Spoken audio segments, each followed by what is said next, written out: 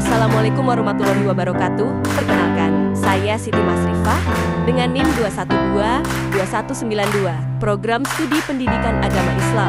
Video ini merupakan tugas mata kuliah materi pembelajaran fikih dengan dosen pengampu Ibu Ade Febrianti. Sesuai dengan mata kuliah yang saya ampu, yaitu materi pembelajaran fikih. Di sini saya akan menjelaskan terkait materi sedekah, nafkah, dan hibah.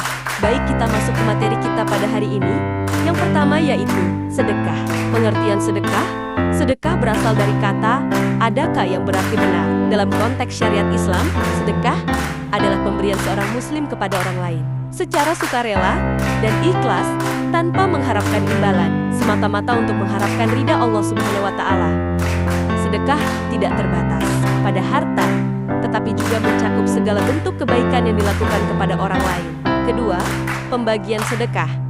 Sedekah dapat dibagi menjadi dua. A. Sedekah wajib. Sedekah wajib adalah sedekah yang keberadaannya diwajibkan oleh syariat. Contohnya, zakat. Harta yang wajib dikeluarkan oleh setiap muslim yang telah memenuhi syarat tertentu nisab dan haul. Nazar. Sedekah yang dijanjikan seseorang ketika nazar atau sumpah. B. Sedekah sunnah. Sedekah sunnah adalah pemberian sukarela yang tidak diwajibkan, namun sangat dianjurkan dalam Islam. Contohnya, memberi makan orang miskin, menyumbang untuk pembangunan masjid. Selanjutnya kita masuk materi yang kedua, yaitu nafkah. Pertama, pengertian nafkah. Secara bahasa, nafkah berasal dari kata Arab nafkah yang berarti pengeluaran atau biaya.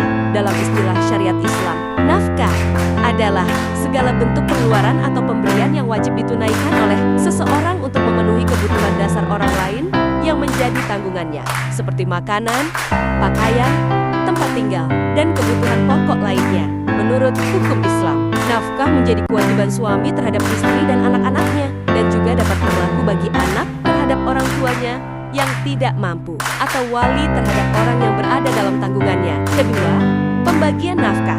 Nafkah dapat dibagi menjadi beberapa jenis, berdasarkan kepada siapa nafkah tersebut diberikan, dan apa bentuknya. Berikut pembagiannya. A.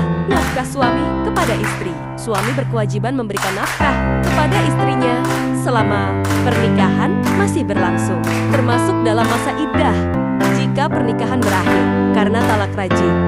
Nafkah ini mencakup makanan dan minuman, pakaian, tempat tinggal yang layak, kebutuhan harian lainnya. B. Nafkah orang tua kepada anak. Orang tua, terutama ayah, wajib memberikan nafkah kepada anak kanannya sampai anak mampu mandiri atau dewasa. Nafkah ini mencakup pendidikan, kesehatan, kebutuhan pokok harian. C. Nafkah anak kepada orang tua. Jika orang tua sudah lanjut usia atau tidak mampu, anak yang mampu wajib memberikan nafkah kepada orang tuanya. Ini termasuk perhatian, perawatan, dan kebutuhan hidup sehari-hari. D. Nafkah kerabat. Dalam beberapa keadaan, jika seseorang tidak memiliki orang tua atau anak untuk menanggung nafkahnya, maka kerabat dekat lainnya bisa menjadi pihak yang bertanggung jawab sesuai dengan kemampuan.